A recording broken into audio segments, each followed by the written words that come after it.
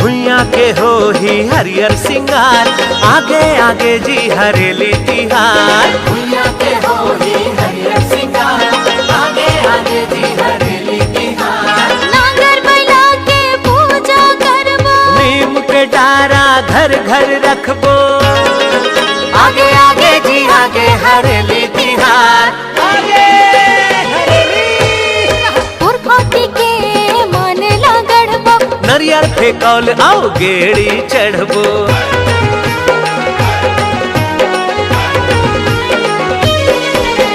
गोधन योजना के हरेली में सौगात, चलत है चौपन में खुशहाली के बात। चलत है चौपन में खुशहाली के राजीव गांधी किसान न्याय योजना बन गे। मजदूर किसान के भाग है जग के, मिटा गे है कर्जा बिक गे धान, ऐसो हरेली में बढ़ गे है शान। हरेली पर्व में छुट्टी मिल के, सब सके लाइन तमन हा खिल गे। गोबर बिक ही रोजगार बढ़ी, बन ही सोनहा थान।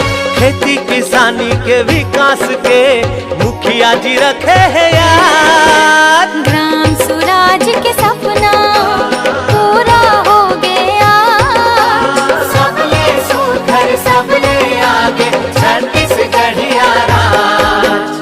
हमारी पुरखौती को सहेजने के साथ उसे आर्थिक प्रगति के साथ जोड़ने की पहल छत्तीसगढ़ सरकार ने की है। हमारी सांस्कृतिक धरोहर हरेली तिहार जहां सबको समृद्धि से संपन्न करने वाला पर्व है, वहीं अब पिछले वर्ष हरेली से प्रारंभ गोधन न्याय योजना से हमारी ग्रामीण अर्थव्यवस्था में नया क्रांतिकारी परिवर्तन हुआ है। और यह संभव हुआ है प्रदेश के मुखिया श्री भूपेश बघेल के नेतृत्व से, जिन्होंने बापू के ग्राम स्वराज के सपने को साकार कर गढ़ा है नवा छत्तीसगढ़।